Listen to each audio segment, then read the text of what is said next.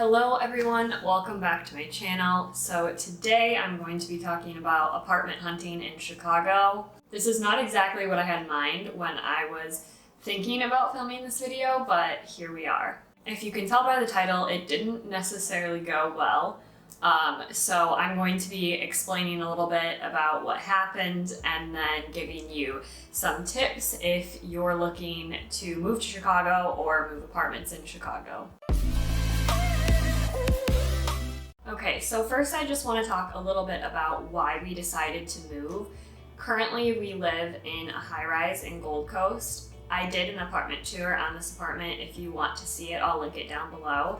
But the location is beautiful. Our view is of Lake Michigan and Navy Pier, and it is gorgeous. But really, we just wanted more space. Our current apartment is 1 bedroom and about 720 square feet. It also doesn't have in-unit laundry, and it does have parking available, but parking is very expensive. It's also very much in the heart of the city, which makes it difficult when people come visit, because again, you have that parking element. There just isn't any. So really we just wanted more space, and I also wanted to move somewhere that felt a little bit more suburban, because although I loved my experience living in Gold Coast, I don't want to do it forever.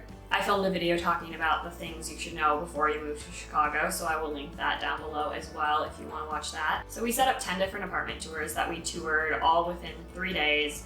And we set them all up like a day or two in advance, so there really wasn't much room between reaching out to the people and then actually having the tour, which is good to know in case you're planning on, moving here from another state. And the market is crazy. We toured places on Friday and then woke up Saturday morning and those places were off the market. At that point, we knew that if we found a place we really liked, we kind of just had to jump on it and sign the lease right then and there. Obviously, prices have gone up due to inflation, but they also just generally go up every year.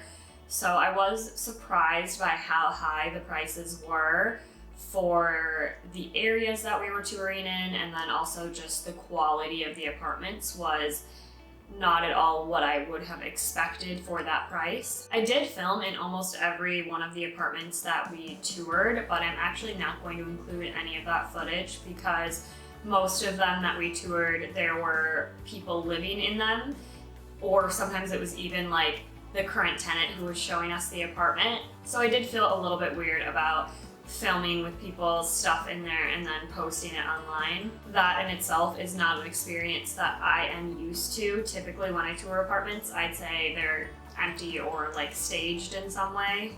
But I think that just shows how intense the market is right now. People move out on the 31st and then people move in on the 1st. So after touring all of our apartments, we narrowed it down to 3. All 3 kind of had similar pricing. They were around $2,300 to $2,400 a month. The first 2 were 2 beds, 2 baths, and really nice, but just not as much space compared to the 3rd one that we looked at. Now, when we toured this one, it seemed too good to be true. This one was 3 beds and 2 full baths, and it was 2 levels. So the first level, you'd walk in and there was a dining room area, and then you had a full bed and full bath on the top floor, and then it led into the kitchen area. Then you'd go downstairs and there was a whole living room. This place had a crazy amount of closets, which I really liked. There was a big closet for the in-unit washer and dryer, and then you had this large bedroom with 1 closet, but multiple closets within that closet. It was kind of cool. It was you walked in and there was already this big closet, and then there was a little hallway, and you'd go back there and there was another little closet, and then around the corner there was another little closet. Now I did say this one was 3 bedrooms, and I'm sure you're wondering where was the other bedroom. So here's the thing. When we went to go tour that apartment, we couldn't actually tour the specific unit that we would be renting, because according to the real estate agent, the current tenants had COVID, so obviously we couldn't go in there. So we toured a similar unit, which this unit was 2 beds, 2 baths. So that's the unit we toured, and we really, really liked it. And we had asked the real estate agent So where is the other bedroom? Is it like the same square footage, just like the space is distributed differently? And she had said that it looked almost exactly the same, except it was bigger because it just had an extra bedroom. So that's why we're sitting here thinking that this was too good to be true. Well, it was.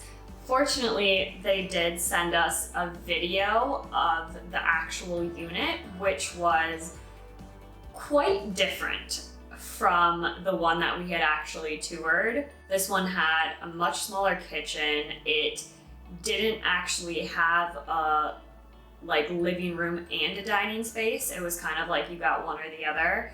And then the downstairs portion, instead of having that large living room area downstairs, you just had an extra bedroom and then an awkwardly large hallway. So after seeing that video, it was a little bit disappointing that the layout wasn't as she had told us when we were touring. However, it still did have the most space out of all of the ones we toured. And we did really like the area, so we decided that we were gonna go with that one. So 3 days, toured all the apartments, narrowed it down, and then finally decided on that apartment. We applied that night and then got accepted and drove up to northern Wisconsin because we were supposed to go on a trip with my family. After we get up north, we get the lease, we sign the lease, which also is not super ideal. There was just a lot of things in there that was very one-sided. Basically, if anything in the apartment broke, it was our responsibility. They weren't gonna fix it. Or I shouldn't say they weren't going to, it's just that they didn't have to fix it. Even down to light bulbs, they wouldn't give us new light bulbs. They wouldn't provide blinds for the windows or anything like that. So it was already not ideal, but at this point we weren't in Chicago anymore and we knew that we were kind of crammed for time. So we were like, you know what, it's okay. Hopefully it won't be this bad. We signed the lease, and then a few days later we get a text from our real estate agent saying that there's a huge problem with our current unit. She essentially said that the current tenant in that unit was claiming squatters' rights, which is funny because every time that I tell people that, they're like, I didn't even know that that was a real thing that people did. She had said that apparently the tenant was claiming that she had COVID for the past 3 months and that they weren't allowed to show it because of that. Already there seems like there's something a little bit off. And at this point, we had already signed the lease, and then they had already signed the lease as well. I wanted to get more information on it, so I called the property manager, our assigned property manager for our unit, and asked him more about it. He told me really a completely different story. Then there was a lot of back and forth, but essentially they came to the point where they were like, we don't know if we can get this tenant out, so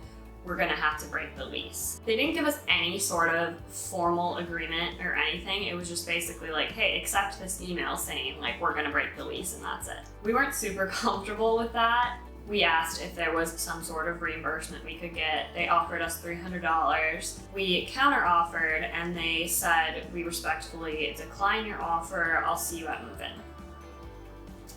I know, it was super confusing, and we were like, what do you mean? Well, so is our lease still active? Did you guys figure something out? Well, they didn't. It was pretty much that the guy just decided that he didn't want to pay us that much money, so instead he was just kind of dragging us along for the ride. So eventually they did end up breaking the lease, and we took the $300 that they offered us. But overall, the management company that was through was Peak Property. We would not recommend them, although I know the situation itself wasn't necessarily their fault.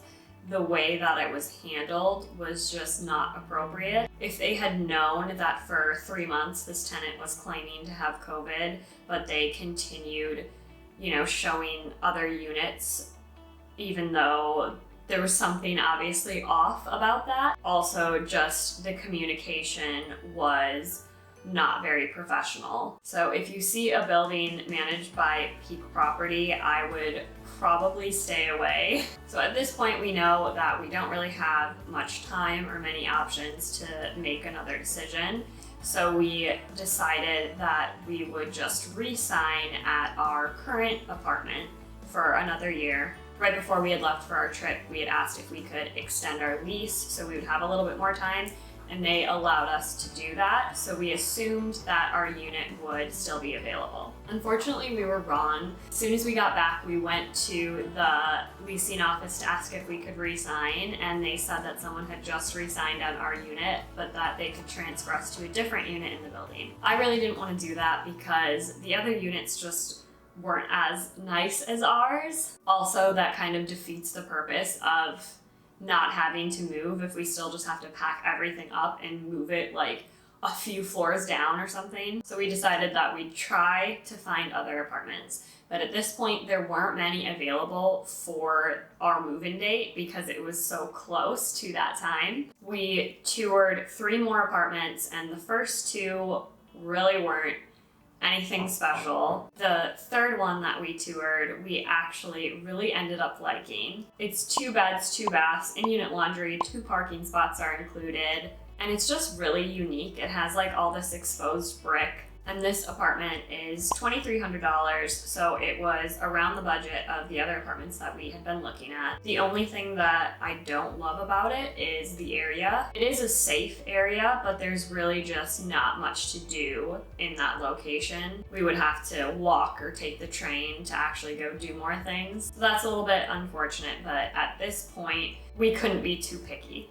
The current tenant in that apartment was the one who gave us the tour, so all of his stuff was still in there. So again, I didn't film, but I do plan on filming a moving vlog and eventually another apartment tour once we get everything all set up. And overall, I'll just give more details on the apartment and the area and all of that once I know more about it. As far as a few tips for if you're considering moving to Chicago. So first, probably don't go through Peak Property. Honestly, I would say there isn't a lot of like big management companies that are super great. Our current apartment is managed by Draper and Kramer, which is one of the better ones. However, we're in like their cheapest building, which is still very expensive. So a lot of the apartments that they manage are more on like the high end, but honestly, I would recommend trying to go through a private owner. Usually they're a little bit more attentive and care a little bit more about their property and who's leasing it. The apartment that we currently signed on is independently owned, and we don't know too much about them yet, but according to the tenant, they are very responsive. So that's always important to look for. I would also say start looking for apartments 2 to 3 months in advance. I would say 1 month at the least. That's what we did, and things can go wrong. So giving yourself a little bit more time to find that apartment. Another thing I would recommend is do research on what you can get in that area. Every area in Chicago is going to be a little bit different as far as what you get for space or amenities, but make sure you have a general idea, because there were some apartments that we toured that were in the same area and of the same price as others, and they just weren't as great as far as what you got. So make sure you're somewhat educated on that. We mainly use Zillow for our apartment search, but there are many different options. Trulia Hot Pads is a big one in Chicago. The only thing is that sometimes filtering can really limit your options. 2 of our requirements were in-unit laundry and parking, that they had like available parking. When you actually clicked the in-unit and the available parking filters, it limited your options a ton.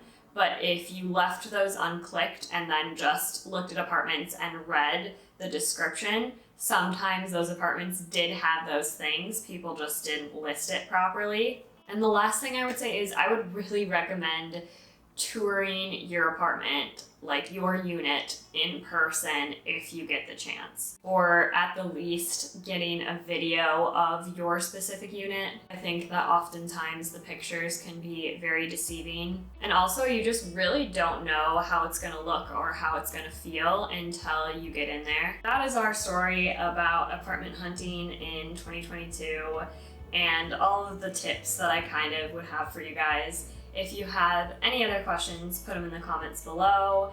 And if you like this video, please give it a thumbs up. If you want to be notified about future videos, please hit that subscribe button below. And thank you guys so much for watching, and I'll see you in the next video. Bye!